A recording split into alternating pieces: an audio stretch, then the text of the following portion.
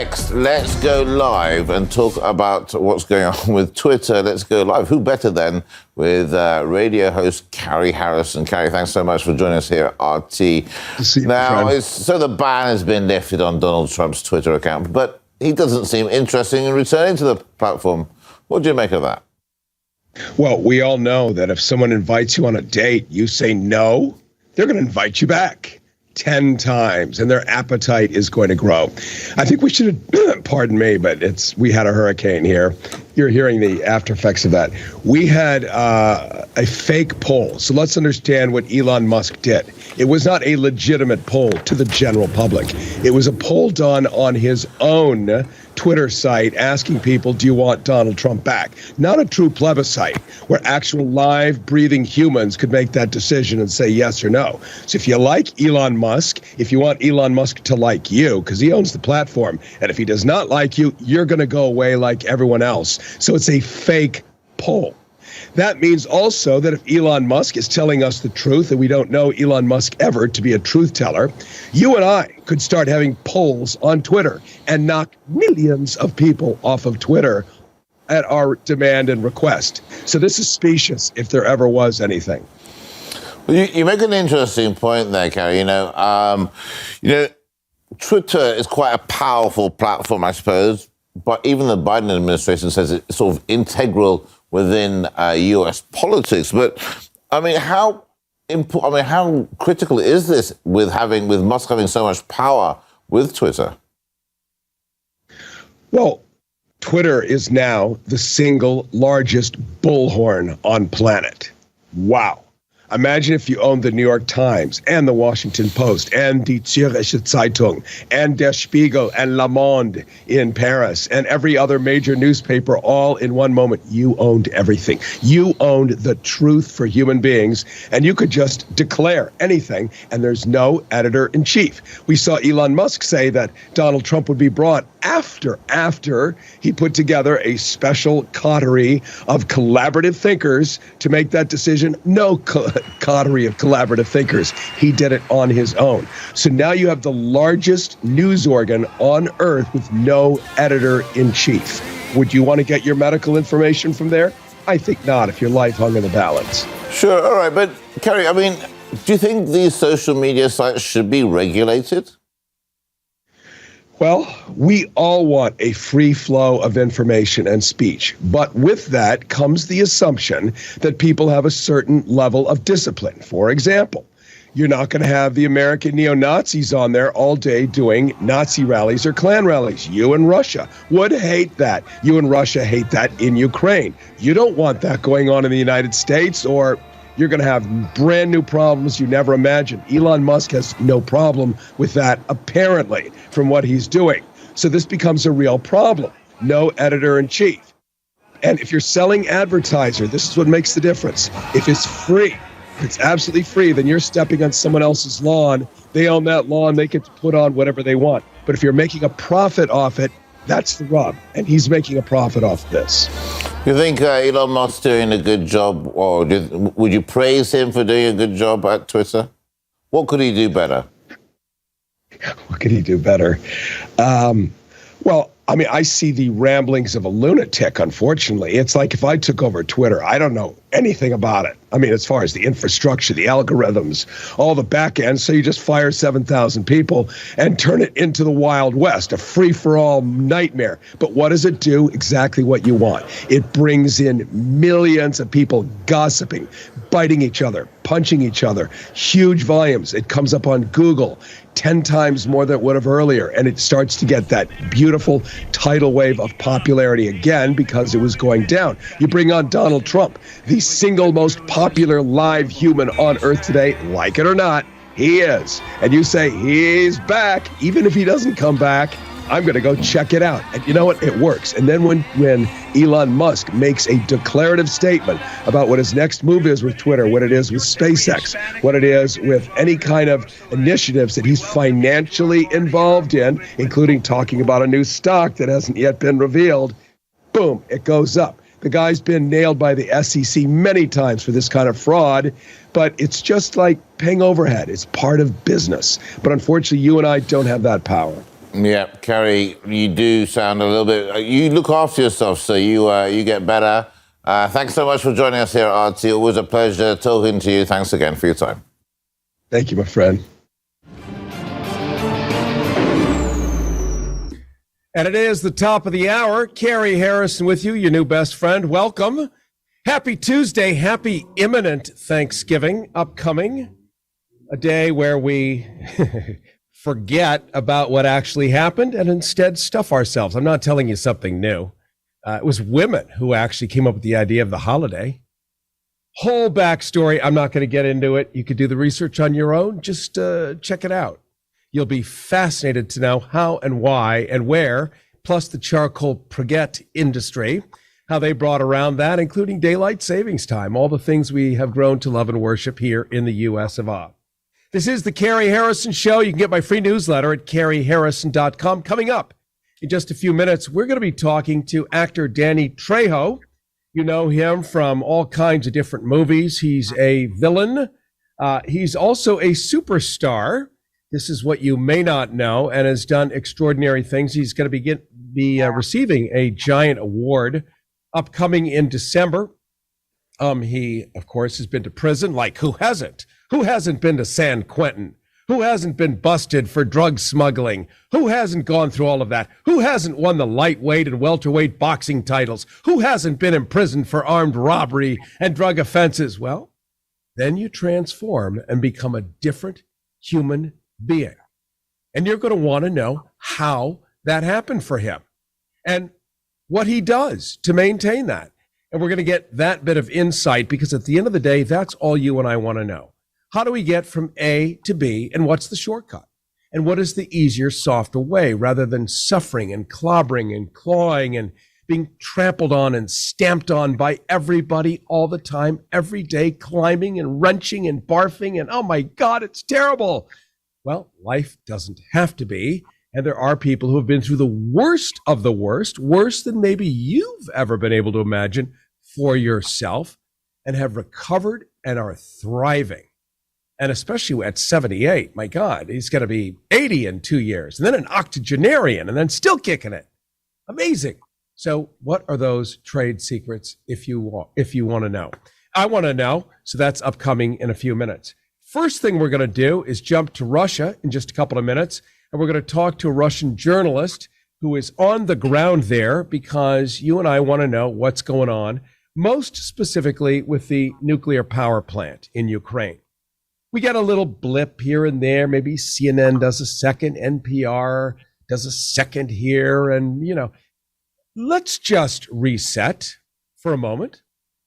You might recall something of vague memory, vague. You have to really get your dendrites and synapses to re-spark. But there was something called Fukushima. Remember that? Oh, yeah, I think I remember Fukushima a little bit. Well, if you remember, in Los Angeles, we were all buying every kind of pill that could ward off radiation absorption into our various glands and ways to avoid getting goiters as the radiation was clearly crossing the Pacific Ocean. At the time, and this is going back 5 years, and we all do love our tuna sandwiches, could swim 800 miles a day from west to east. And that canned tuna that we've all grown to love with a squirt of lemon juice, maybe a little mayonnaise, but not too much. I like to think of mayonnaise as the devil's lube, and I'm not the only one. But, it's with some onions on it, maybe some capers. Hey, now it's getting delicious. Grilled piece of toast, possibly some nice Swiss cheese in there. Well, that bluefin tuna was melting down simultaneously and leaving in the water unbelievable volumes of radiolytic properties that go right into the fish. Why? Swimming there, and then swimming from there to here. We saw furniture washing up in Washington State, furniture filled with radiation. And then the EPA's monitoring facilities on the West Coast of the United States simply stopped functioning. It was amazing. They just stopped functioning on their own. Nobody could figure it out, and then nobody could repair it. And then suddenly we're talking about the Kardashians, and we have moved on. Well, the fish have not moved on. The nuclear power plants are still melting down, and nobody talks about it. And then we find out who owns them. And then we find out who owns let's just say NBC, for instance, and how they still operate over 100 nuclear power plants in the U.S. So why would you want the news service to cover the thing that it manufactures that tends to create radiation or radioactivity? You wouldn't, so you don't. Likewise, you could say the news coming from Mother Russia or coming from the United States or coming from elsewhere also deselects, prefers not to cover issues that matter to you and me, the mammals who die because of these withheld pieces of information. So we struggle like hell to find out, where do we even find out the beginnings of anything, the truth of it all, any truth whatsoever, scintilla of any truth. Can we even go anywhere to get any of it? The answer is yes, you can, but you have to work. Now, if you're over 50 or 60, you probably have heard the name Walter Cronkite.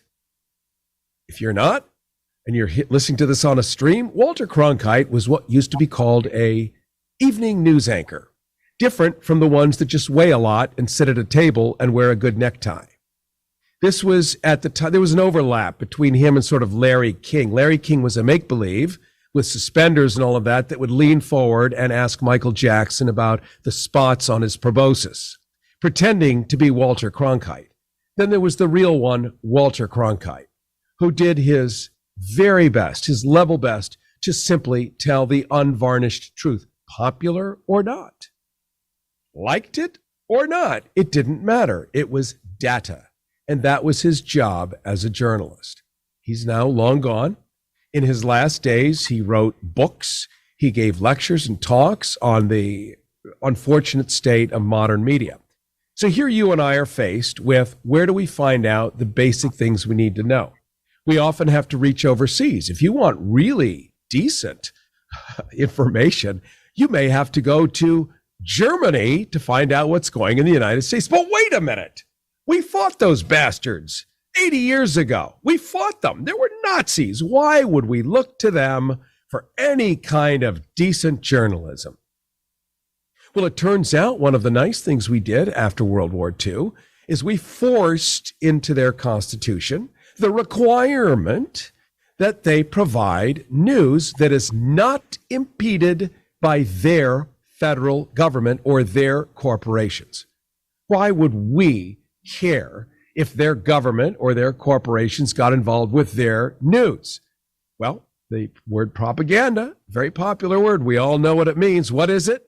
It's when the government and corporations take over the news cycle and you are no longer involved. It is no longer neutral. So we made sure by law that the Germans could not fuss with their news service. Is it perfect? No. Is it perfectly clean? No. Is it unbelievable? Oh my God, it's the gold standard of everything that should be. No. But is it a lot better than what we occasionally see here? Because it's in their constitution. What's in our constitution about it? Nothing. Well, what's in our constitution about who gets to own the news and who gets to tell the stories? Nothing. Well, what are our laws that say that you can or cannot say this in the news? Well, those were deregulated. We used to have the fairness doctrine, which meant that if you were going to have a Klan rally on the air, you had to have a counter Klan rally on the air. That if you were going to say absolute lies and claim them as facts, you had to provide the other side. That would be known as the truth. Deregulated, plug pulled. And then Congress, under the famous Newt Gingrich, decided that if you call it news, all you have to do is be close to the facts. And therefore it is news. And now here we are. So we don't know what's going on. I'm going to bring on right now a journalist from Russia, Mother Russia, sitting in Russia right now, a live, living, breathing Russian. His name is Mark Luzhkovyi. I think I said that fairly well. He's a Moscow-based Russian journalist, a blogger, political commentator who has worked for several significant media outlets in his country. And I want to welcome you right now to the Cary Harrison Show, and I want to talk a little bit about the nuclear power plant in Ukraine, having just discussed moments ago what happens when radiation gets out. It doesn't get out and stop at somebody's border. It gets out and stops when it encircles the world 84.7 times. First, let me just welcome you, Mark. Glad you're on the show. Thank you, Cary. It's always nice to be on your program. And about this nuclear power plant in the region of Zaporozhye, well, it's very amusing to me to see how the so-called international community doesn't seem to notice that the Ukrainian authorities shell this power plant and prefers to blame everything on Russia.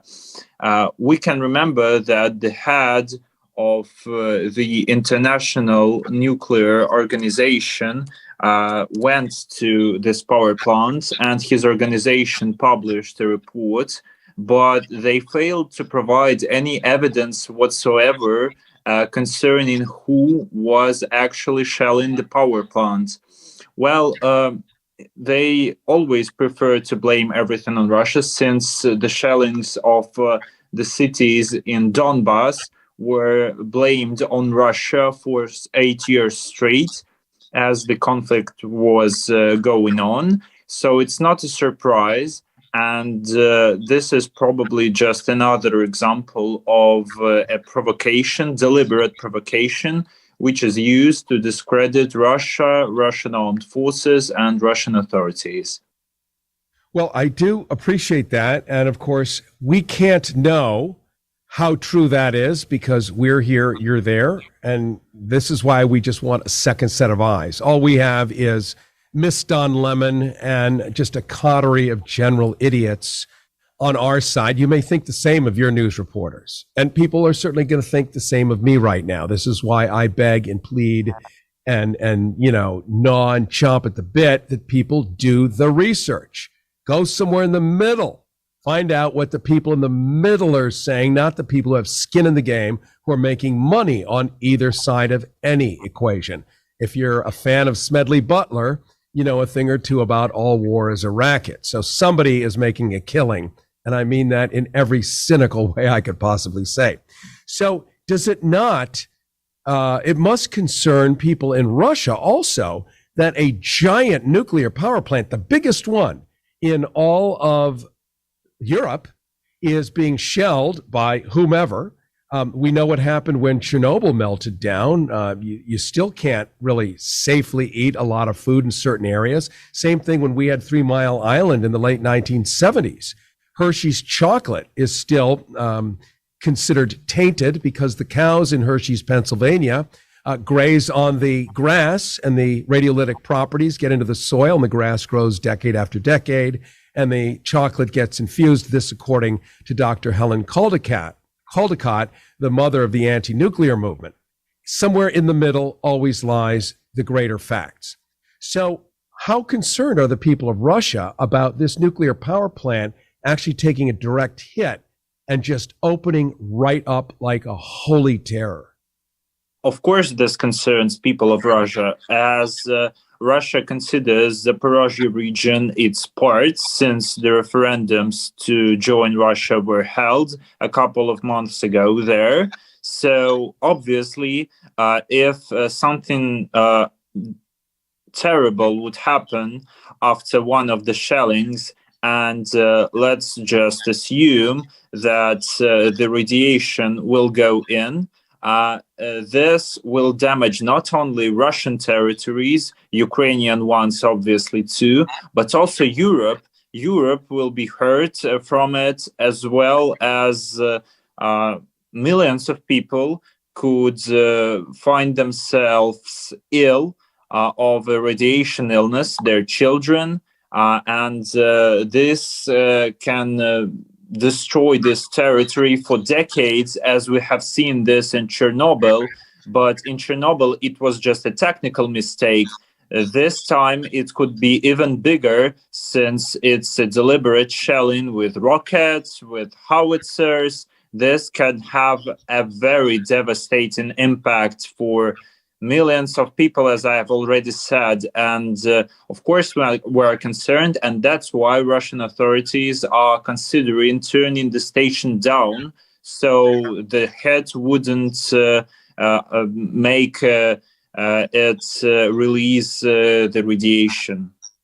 We're talking right now to Moscow-based Russian journalist, blogger, and political commentator Mark Luzhkovyi, who works for several significant media outlets across Eastern Europe. Cary Harrison with you. This is the Cary Harrison Show on KPFK 90.7 FM across Los Angeles, live streaming everywhere on every platform, including video. You'll be able to see a video of this and everything, including the interview coming up in just a few moments with Danny Trejo, who talks about his conversion from hardcore thug in San Quentin to an amazing guy that you would want your kids to emulate and imitate. He's also going to tell you the shortcut, how you go from a bad life to a great life, and who doesn't want to know that? Right now, we're having a rare treat, which is getting an on-the-ground journalist in Moscow. And let me ask you your age here, Mark. It may mean nothing to you, but in our educational system, trust me, people your age, most of them are on skateboards.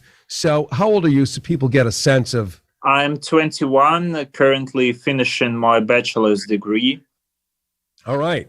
So we have a 21-year-old whose English is as good as yours or mine, which is also pretty amazing for a second language, talking about how the Russians are looking to close down the nuclear power plant so that it cannot be shelled by whomever. Again, no, I'm not making a claim that I believe anything one way or the other, but I am looking to get information out so that you can decide based on your own research. Because if that nuclear power plant goes down in Ukraine, it's not a regional problem. It is an Earth problem. Yes, and if you would allow me just to make one point, for people out there who don't really understand what is happening but are concerned because it could have a terrible impact on millions of people, well, consider why would Russia bomb the territory it already controls?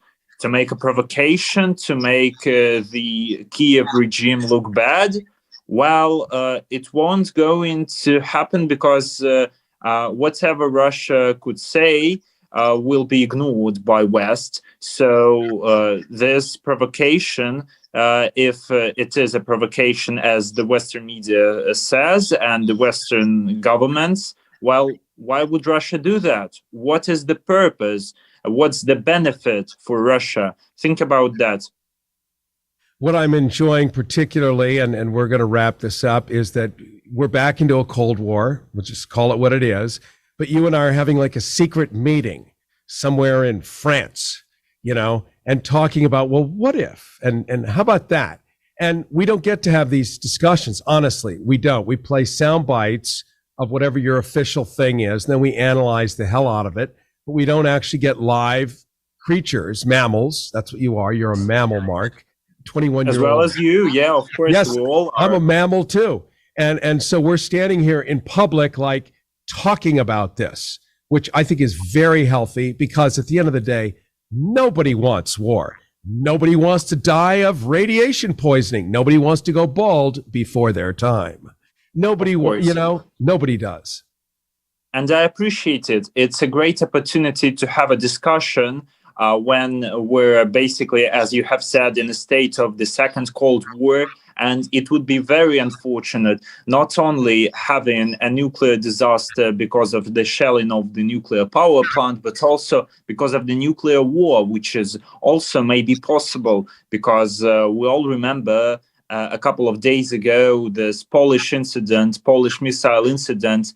And the missiles were Ukrainian. But imagine if the Polish authorities would make something stupid and say it were Russian missiles. We could end up in a nuclear war because of some unverified claims. So we should always talk, we should have a discussion, and we should check all the facts we've got. Thank you for the opportunity, and thank you for the platform, Cary. Really appreciate it. All right, my friend, and I'm just going to end by saying why the Poland thing is so seminal. Because assuming that people understand Poland is part of NATO, which means, according to the NATO charter, an attack on one is an attack on all. So you attack Poland, you're actually physically attacking the United States. What? It's way over there. No. One is all. So that's why the stakes are so high, and that deadline to midnight is but moments away. So I appreciate having you on, Mark. I appreciate your braveness showing up. I can't imagine you're going to get, I don't know how much love you're going to get back at home for this, but by educating those of us in the United States, at least offering us a live viewpoint, we are eternally grateful, and I do hope you will come back. Of course. Have a nice broadcast, and I wish you all the best. Take care now. Thank you, my friend. Thank you so much. That is 21-year-old Moscow-based Russian journalist, blogger, and political commentator Mark Luzhkovyi, who works for several significant media outlets in Eastern Europe. And we're having a little détente during the Second Cold War and trying to get information back and forth so that you get to do your homework free and clear and figure out what's right, what's wrong, and to what degree. Coming up in just a couple of minutes, we're going to talk to actor Danny Trejo. Boy, you know him from how many movies? You've probably driven down the street and seen the taco stands that he owns. But more than that, here's a guy who was in San Quentin prison. Here's a guy who did the worst of the worst and transformed into a really awesome guy. Not a celebrity. Because you've never heard me say, well, the Kardashians are awesome. No, I don't think they are. But he is awesome. He went through a personal transformation from a history that he's not proud of to one that he can boast about. And you probably want to know, what is it that he knows that you and I don't know that could save us 10 years of human hell? Uncensored, unexpurgated, and unapologetic. It's the Cary Harrison Show. Cary Harrison with you. This is the Cary Harrison Show, and every year we get to be excited that LA once again leads Earth in some of the finest parades. That would be the Christmas parade coming up in December. And who better but to have on the new Grand Master? And why do you become a Grand Master? Well, because you are a Grand Master of all things. Now, let me set the stage before I tell you who this is. I'm driving down La Brea. I drive down Cahuenga on the way back and forth from the station or here and there. I like tacos. I am not afraid to say I like. In fact, have you met anyone ever who does not like tacos? No, you have not. Do you like good tacos? Yes, you do.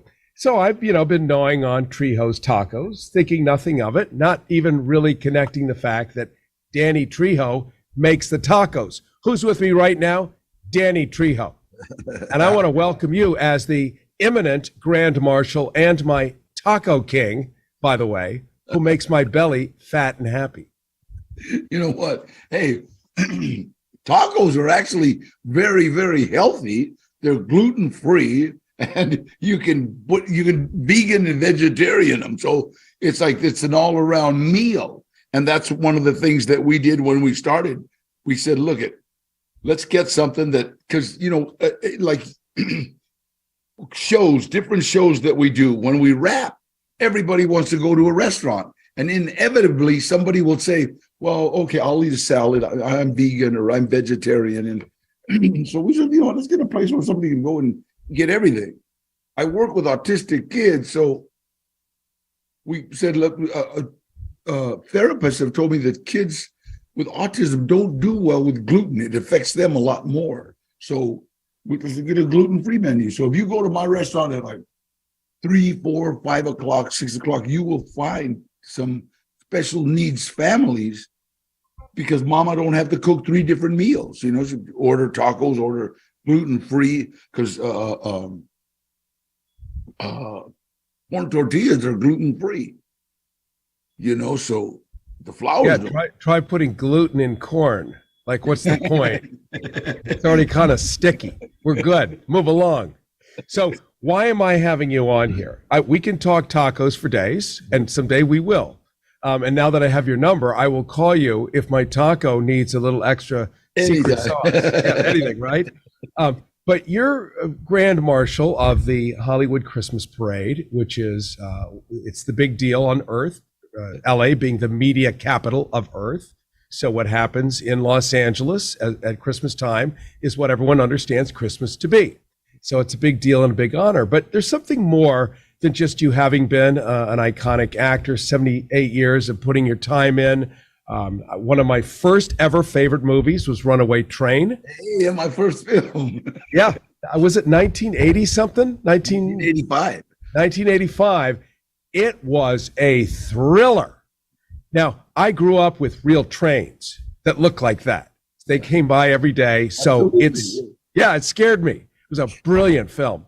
And since then, of course, we've all been watching you and enjoying you. But you bring something more to the table. Now, good actors bring, sure, they can understand life. They can replicate reality. They can make us feel and think and laugh and dance. And then others are out there doing good work secretly. The secretly is the part that I love. When you're out there doing good work secretly, we don't know about it, but we find out, oh yeah, he was helping do that. And that's kind of the special sauce, if you will, here. And I'm talking about your memoir, where you talk about, it's called My Life of Crime, Redemption, and Hollywood. Now, many people would mix crime and Hollywood as if it's the same thing. Why not? Good point. Yes, exactly. Mark one up for this guy. He just scored.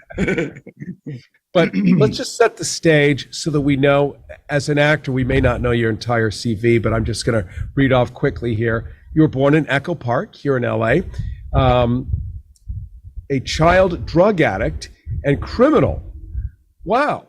Then you were in and out of jail for 11 years. You went all the way to San Quentin, not as a visitor, but as a resident. You won the lightweight and welterweight boxing titles.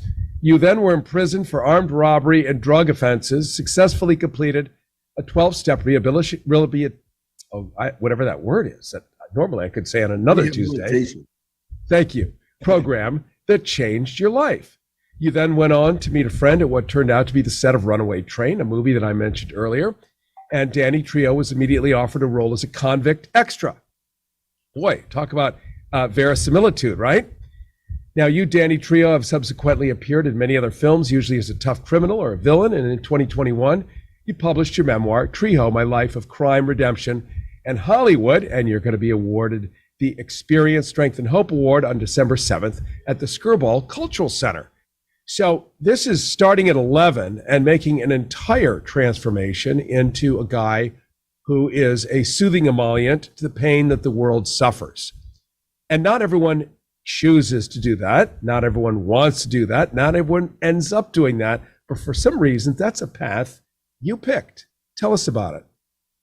Well, in 1968, I made a deal with God that if he let me die with dignity, I'd say his name every day, and I would do whatever I can for my fellow inmate. I said inmate because I thought I was never getting out of prison.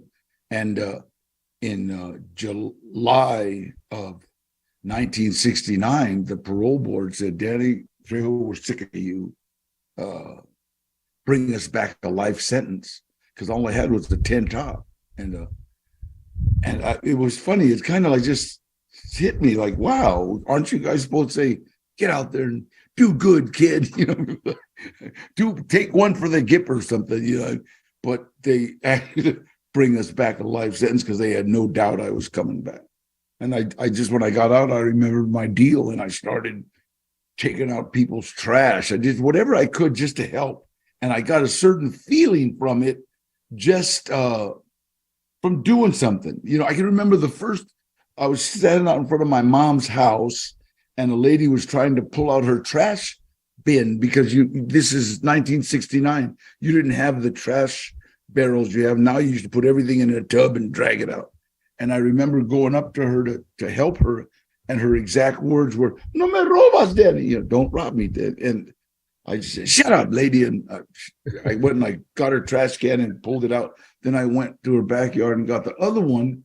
She never took her eyes off me because she knew I was going to steal a lawnmower or something. And I took out the other one. So I started doing, and then it just snowballed from there. Everything it's now is to the point that everybody that I know that I choose to break bread with, that we're like helpers. We got thermal underwear in our car, the trunk. We got boxer shorts. We got T-shirts, just anything, that old clothes, just clothes that we just to hand out, and a lot of my friends, they'll stop and pick up, 25 Jacks or 25 Mickey and just pass them out. It's like, you have to do something for somebody every day, and I kind of laugh at, I see people like passing out turkeys on Thanksgiving, ooh, and they make sure the camera's there. And I see people like, oh, Christmas, let's give out. We do that all year. We do that all year. We pass out food all year. We got the Poly Project passing out food in downtown LA, and it's such a blessing. It was funny. It was like the Karen Bass. It's like I used to see her down there all the time. Right. All the time. I never seen McGaff or McGorry, or I forget his name. That's just as well. The billionaire guy. Yeah. Like you're not. It's kind of like watching the Kardashians go by in a Land Rover and flicking a cigarette butt at the homeless, thinking, well, they might eat it. Yeah. You know what? It's so funny because it's like I kept trying to, billionaires and movie stars don't make good politicians, okay? And that goes all the way back. Why do we have a homeless problem? We got a homeless problem because Ronald Reagan closed all our mental facilities in Los Angeles. People don't know that. I was working at Metropolitan State Hospital detoxing heroin addicts. They closed all the mental facility. They closed. They had guys in towels walking around Norwalk, trying to figure out, when do I get my meds? And because the hospital closed, Norwalk State Hospital. I was working there, and it was like sad. All of them migrated to downtown LA, and so that was the start of our big homeless problem. And I like Karen because she talked about mental illness. Now, if we would open the general hospital that's closed, make it a mental hospital, we would take care of about 30% of the homeless problem. Because you go down there, you see schizophrenic, you see bipolar, you see autistic. And like I said, I work with autistic kids. One of my autistic kids right now, Theo, he got accepted to 8 universities. He's going to college in Ohio because he wants to be a writer. I told him, hey, you know what? When you graduate, write me a movie. He said, I will, I'm just going to jump in because people are listening wherever, and we often get caught up in our own LA, and they're like, but I don't live there. Well, let me just tell you where we are. Cary Harrison with you. This is the Cary Harrison Show. We're talking to actor Danny Trejo. You've seen him on TV, film. You're about to read his memoir, if you have not already. It is out. It is called My Life of Crime, Redemption, and Hollywood. And we're getting go ahead, Danny. I have to give Donald Logue, because people were telling me to write a book for the past 10 years. And I would get people that would start, and we would start writing, and then they would say, okay, well, that's very prolific. And I go, wait, hold on. You mean a bunch? Because I and nobody would write like I talk. And me and Donald became friends I met Donald in 1991. He was probably the most angriest kid I've ever met in my life. And I've known penitentiary murder angry.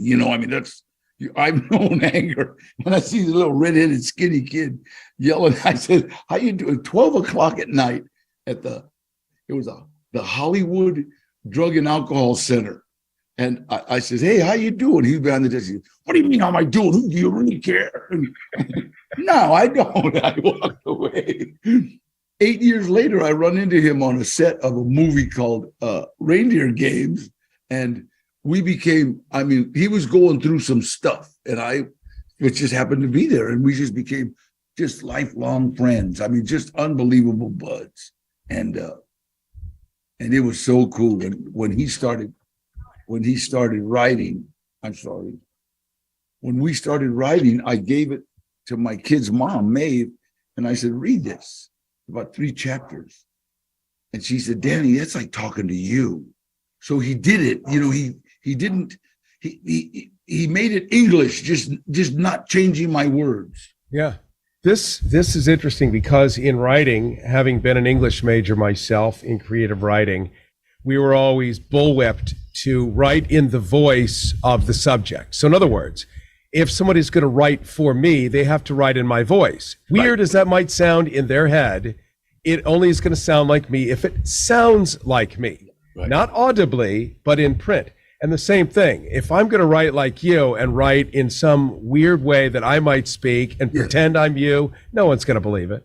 No one's going to care. I adore Donald. And we both had, like problems with our kids. We've both gone through that whole drug thing. And we're both, I don't know if I'm supposed to say he's in recovery, but he is. And I love him dearly, man. And I think he's probably my best friend after Eddie Bunker, who had passed away. Eddie Bunker was the one who actually got me in the movies. Huh. Let's talk a little bit about recovery, understanding, acknowledging, and appreciating that nobody is saying anyone is in any particular program or not. Anonymity is the cornerstone of all of these things, which keeps them safe for everybody who may or may not ever have a dalliance with them. But if you're ever considering it, you listening right now, you'll just know you will never, ever be outed for ever having been seen in there, nor will anyone ever be able to point a finger, say they saw you in there, or that you even spoke about it. So that's the beauty. And that goes back to, I think, in the late 30s, when a stock manipulator and a proctologist, the founding daddies, came up with this whole thing. And here's what's radical about it, Danny, and you're a super enlightened guy. Talking to Danny Trejo, actor here, Cary Harrison here. Back when they started this, African Americans would not be allowed to vote for another 60 years. Interracial couples would not be allowed to get married for another 60 years. Gays were probably never going to get married, never allowed in anywhere, period. Back when they started this thing, no one was turned out of those meetings. So you had drag queens in there. You had blacks sitting next to whites, billionaires sitting next to homeless people. And guess how much power they all had? The same. 10 years later, you go into the same meeting. The billionaire and the homeless guy have how much power? The same. What if the billionaire wants to have more power? He gets kicked out. Or everyone gets up and leaves.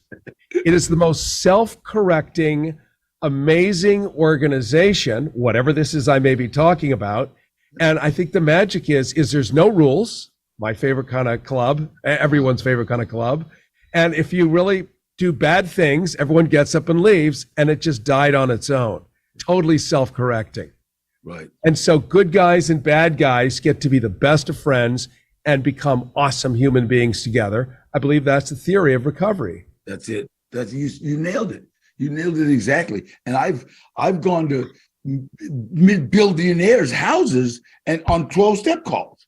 It's like their sons, hey, please come talk to my dad. And I have. Here's a you walk into a house where your feet get lost in the carpet. It's so thick. You know what I mean? And it's a white carpet. Who has a white carpet?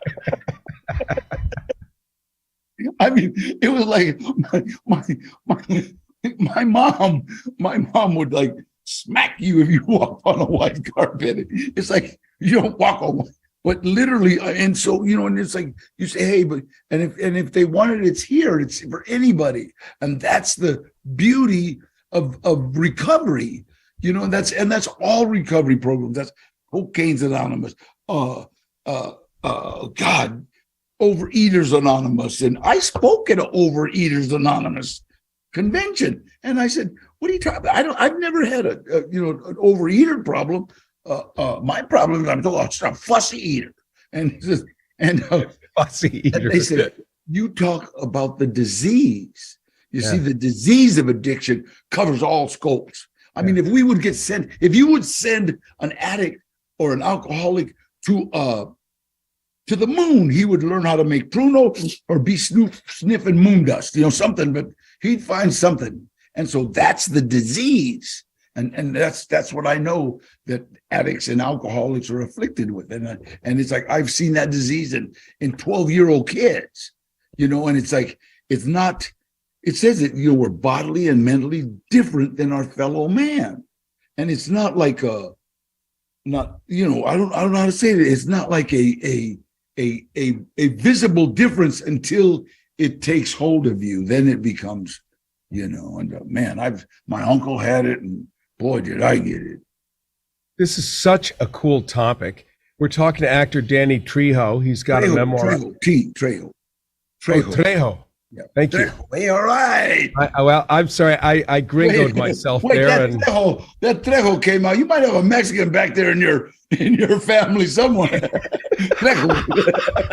Probably so. I got a bunch of other things going on too. They followed my family tree back on the real one, the one that follows I went back all the way back to the 15th century. And he said he's gone back farther than they've ever gone because my family was either so good or so bad, that they kept records. Yep. Probably bad or good. Hey, well, it depends what side of the fence you're on, good or bad, right? It's like Columbus, good, because he brought back all the gold. Columbus, bad, because he came and visited us. I like that one. Right? All depends.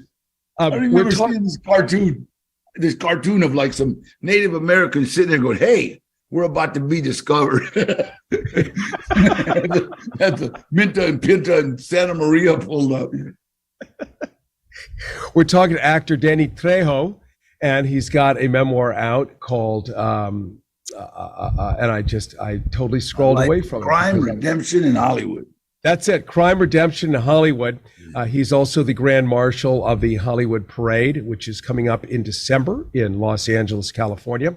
You can also get my free newsletter at CaryHarrison.com. I want you to get that, because we may have a little extra insight about Danny Trejo, some conversational stuff we may or may not want to say on the radio. We'll see what we decide to do together, but you can get all kinds of extra tidbits that you will not get on this limited time frame called FCC broadcasting. So I just want to let you know it's always for free and for fun, our favorite price, much like this recovery thing, which is also a very cool topic because I don't think it gets discussed well enough. There is the spiritual component of it all, which makes a lot of people's eyes roll. Oh my God. But what do we do half the day on KPFK anyway, is we sell spiritual emollients. We do, whether it's special magical enemas or whatever it is, we tell you that spiritual. I'll go for one of those. Now, you've had 3, I think, already today, I can tell. Or there's the kind where people transform from the most wretched creatures, and that's a self-declared wretched creature. It doesn't mean the law says you are. It's helpful if the law says so. But you transform from a wretched creature into something pretty awesome that you are finally okay to live in your own skin. And I'm going to give you a great example. One of the founding fathers of this original AA was named Dr. Bob. There were 2 of them. Bill W. You've seen documentaries about him on Netflix, ubiquitously. It was in the theater, called just Bill W. That's the story of really the guy around whom this whole AA thing was built. Then there was Dr. Bob. He was the one that Bill W. inadvertently rescued by needing somebody to talk to, a couple of drunks having a verbal hootenanny, and the next thing you know, this thing is born. Well, Dr. Bob has a house in Akron, Ohio. His house is still there from the 1930s. And you go there and you would think, because these guys must be superstars. They must be. They started this amazing program. And you go there and you think you're going to see neon signs and maybe like a turnstile and a ticket master, and Clear Channel's going to be there with a billboard. And you can't find it. It just says, number 8312. It's just another crummy white house on a nobody neighborhood street. And you go in there and the door is opened by a biker chick with a cigarette hanging out of her mouth. And you go, this cannot be it. And she says, come on in, honey. And you walk in and you're kind of shocked. And then she tells you, would you like to go up and meditate in Bill's room? Bill Wilson was a guest of Dr. Bob's all the time, especially near the end. And he had his own bedroom, and you go up there, and on the bureau are original spectacles and eyeglasses and combs and brushes. And if this were the Pharaoh's tomb, that thing would have been raked clean forever ago. The stuff would be on eBay. These people who go in there, for some reason, the criminals of all criminals, am I right, Danny? Yes. Hello. The criminals of all criminals, they protect that stuff. This is transformation like you've never seen. Another example, you go to one of these international conventions where there will be 80,000 hardened criminals like I'm talking about, never met each other. At the end, they hold hands and not one ass gets pinched. Not one beer bottle gets smashed over the head, and then they'll pick up the trash and recycle. Now, that was not any of their stories years earlier. Nobody made them do it. There's no police there to force them to behave. They want to do it, and it's inexplicable. And I think that's kind of the gist of your memoir, is this transformation into somebody you want to be. Yeah, I think you're absolutely right, and I think without Donald Logue, I couldn't have done it. I mean, he was. To me, it just showed like the bond that people can get in AA. It's like, I would have never told that. I remember, in fact, my kid's mom, when she read it, she said, "That's fine, Danny. You're an addict. You're an alcoholic, and you went to rehab, and now you're better. What about your mom? What about your dad?" And I'm like, "What are you talking about? That's their story. Why do you think you've been married 4 times? Why do you think you can't trust women? Why do you think?" And so, "Well, what are you, a therapist?" You know, and she's on the program too. You know, but I want to stab her. "Wait a minute, oh, that's personal stuff." I said, "That's what memoirs are." And so, me and Donald actually came to tears sometimes, just like being. You know, it was a purge really for me. And I've had people all over. I travel a lot. This past month, I've been to Mexico City, to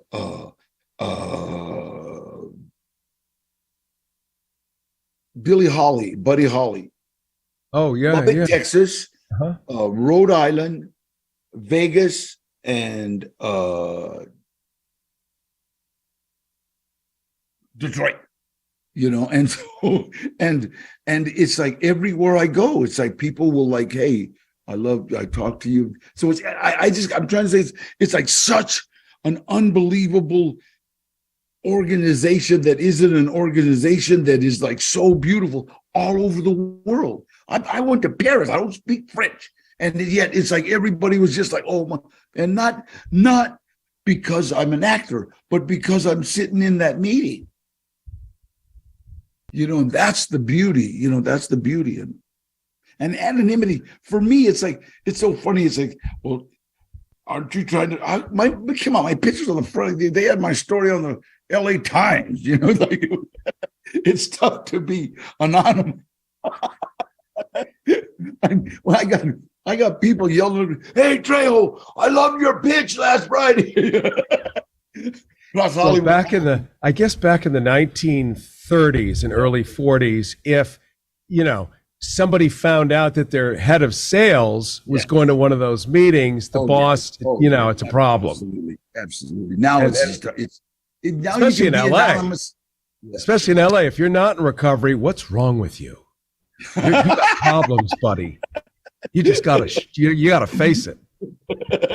You know, and it's so. But what you said when I first got in here, I remember hearing people talking, and I would say, and this is like 54 years ago. I say, "Hey, how come everybody don't do this?"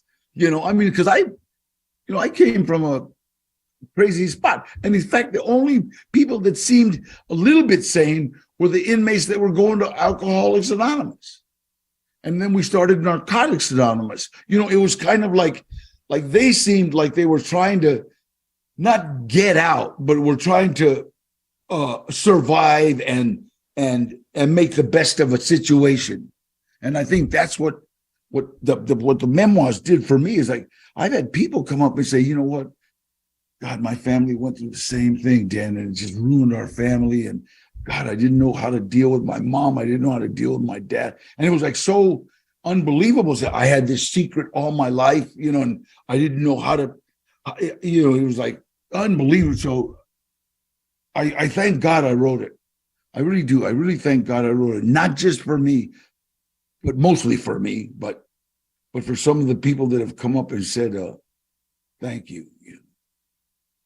Well, your voice is helpful because for many who won't know where to turn, who won't know who to talk to, who cannot talk to people, who may not be available to talk to people, hearing you, a guy that they already know in a way, who is cool and does not seem to be suffering by doing the right thing. I mean, lead by example, right? Yeah. That's the most funny.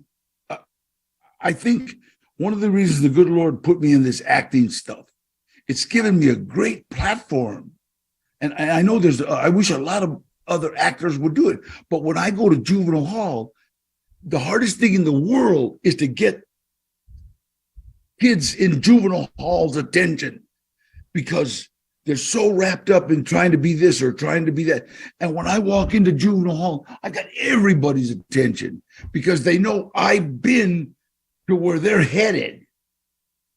You understand what I'm saying? It's like they know, wait a minute, oh, that's an OG. That's a old convict. And it's like I start telling them like the reality of what they're gonna, not the perception. That wasn't bad, Drew. I mean, not what they think it's going to be. It's like, I'm going to tell you the truth. Some of you are going to come out girls, and it's like, what? And it's like, it's true. Like, I tell them there's two kinds of people. There's predator and there's prey, and that's it. Now you got to decide every morning what you're going to be, and you might decide you want to be a predator, but I'm in the next cell saying you're going to be prey. So, and that's the truth. That's prison life. And so when they start hearing the truth, it's like, whoa, wait a minute. I went to one of the worst schools in Los Angeles. Worst one, like the gang activity and they had a 1,500 in an auditorium. And I hear these teachers screaming, okay, stop, be quiet. We're going to cancel. And no one, it looked like a scene from Welcome Back, Carter or something, just everybody yelling, throwing. I walked out on stage and got quiet. And the teachers they couldn't believe it. And it's like, they want to know how Danny Trejo. I said, Danny Trejo didn't do that. The guy from Spy Kids, the guy from Heat, the guy from Con Air, if you're Mexican, the guy from Blood In, Blood Out, that guy did that. They want to hear what that guy. So the good Lord's just giving me this unbelievable platform, and he demands that I use it. So tell us, Danny Trejo, at the end here, you've got a new movie coming out too. Seeing as we're talking about movies too. The Minions came out, and now I got 12. I got 7 Cemeteries that's getting ready to come out, and then I've got the Purge. Ooh, I love that franchise. That's God. Twisted. It's funny and it's hilarious. I mean, it was like we just kept making each other laugh. We would get on a riff and just start making each other laugh. So it's funny, and we were in New York, Detroit, Philadelphia, whatever, back east somewhere. And, it's like, it's nice weather out here. So I show up in Gucci shoe. Not good in the snow, Holmes. Nice little leather coat, but not like something for winter. So immediately wardrobe brought me some thermal. Whoops, I'm not dressed for the occasion. But the show was funny, and the cast is unbelievable. They put together a cast that was great. And when we did 7 Cemeteries, it's a zombie movie, but it was unbelievable. It was done really, really well. And my son, Gilbert, who now just got into the DGA because of what he did. Congratulations, Directors Guild of America. Hey, I told him, all right, kid, you just became my retirement plan. So he's like, I got you, Dad. I used to take him to movies on the set with me because he's got a beautiful face, a pretty kid. I mean, you could be an actor, and he would do actor just to get the insurance. But all the time he was learning the camera, he was learning lighting, he learned wardrobe, everything. Yep. And then he shadowed Robert Rodriguez on Machete. And that's like going to the University of Texas Film School. It's unreal. And and so he directed me in a film called From a Son. It hadn't come out, they're still editing it, but it's the only movie that I've ever cried in. I mean, really cried. You know, yeah. I was planning on doing this scene kind of like John Wayne. Okay, Pilgrim. But all week he kept showing me baby pictures. And I couldn't understand. Look, hey, Dad, remember this? Remember when I broke my arm? And remember this? Yeah. So when it came time to do this scene, Sasha, the little girl that played his lover, because he died, and I asked her, we're in the middle of the desert, it's freezing cold. I asked her, did you kill my son? And she busted crying. I loved him. He was my only friend. Lost it. I mean, this was not anything manly about the boogers. This is a booger cry. And I couldn't stop. And I was trying to cuss at him. I was so angry at him. But I think he made me cry for all the times I didn't cry at my mom's funeral, my dad. I didn't cry at none of that here. And I think that was my last vestige of holding on to being macho. Don't cry. Wow, I lost it. Well, saving the world always requires a vast range of motion, at least when you set out to save the world in our own way, in whatever way we are able. But you can't really make a positive difference if you can't also simultaneously be vulnerable. And that's what, you're talking about, because it's just true. If you go in with a mallet, you end up with mush. Yeah. And you can't do that. No, you're absolutely right. You're so right. And you know what? It's like I said, it's like, man, like I started dating this girl that works for a guy that owns a crystal mine. And I got into crystals, and I got all these crystals over the house, and they got a great energy. Because people come into my house and go, wow, what do you got in here? It's oxygen, But CJ is like just constantly giving these crystals, and I went mining it's in Arkansas, and I found these crystals like this big. And in fact, Cheech Marin's wife found one like a crystal like this, and we went mining, and it was like an amazing kind of feeling that just to like dig something so beautiful out of the ground. Wow. That's amazing. Well, and we know crystals are real. We use them to play records on what it used to be called record players. Right. Crystals, that's what makes this. Yes, it's real. Lasers, everything we know that makes things different. Crystals. So right on.